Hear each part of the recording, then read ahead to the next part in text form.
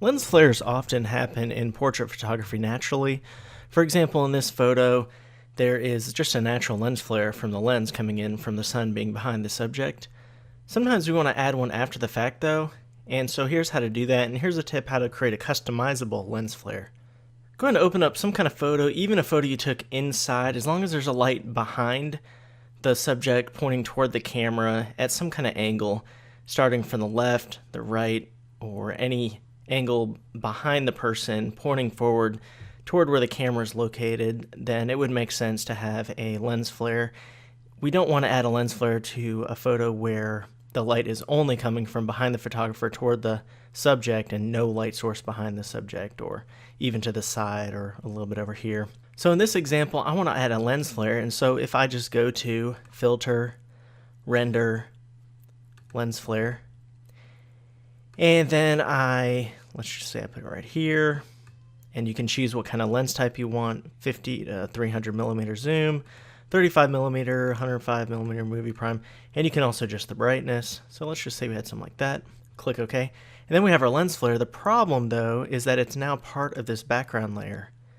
It is not editable unless we just want to edit all the pixels. So I'm going to go to Edit Undo. And what we want to do, let's say we created a new layer and try to add a lens flare to that. So Filter, Render, Lens Flare. We can't because it's an empty layer. We can't add a lens flare to an empty layer. So what we need to do is fill this with the color, add the lens flare, and then adjust the layer blending mode. First, let's go ahead and add the lens flare, then we're going to undo. I'll show you why. So go to Filter, Render, Lens Flare, and we can see where we would want it to be located, probably just about here, somewhere where the light would be coming from. And I think that looks pretty good, and click OK. And now let's go to Edit, Undo. I'll show you why in a second. Go to Layer 1, make sure your foreground color is set to black. If not, you can just press D, that'll do the default foreground and background. Then press Alt Backspace on the PC or Option Delete on the Mac.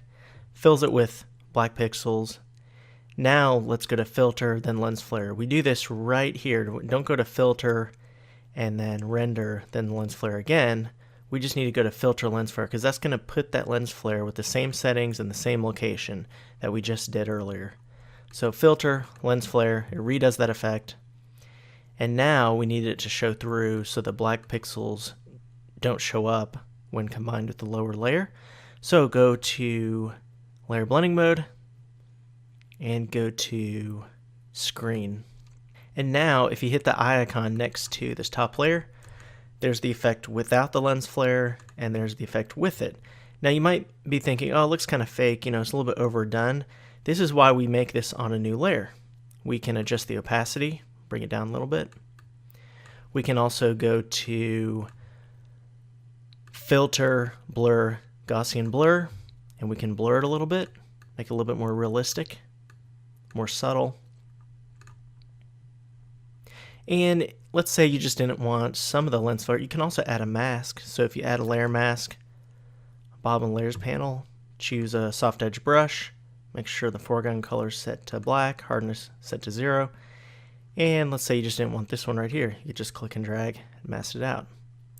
There's before and there's after. There's still a subtle brightness coming through the back. You can also move it around with the Move tool. If you just click and drag, you can see it right there.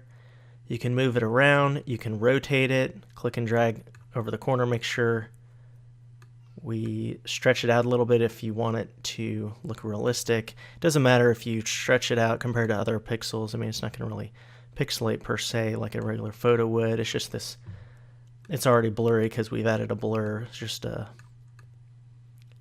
lens flare effect. So, and then just double click to apply those changes. There's before, and there's after. And so that's why we created this on a new layer. We can mask it out, we can adjust the opacity, we can rotate it, we can move it around, we can add a little bit of a blur. And so that's the secret of creating a lens flare that's more editable.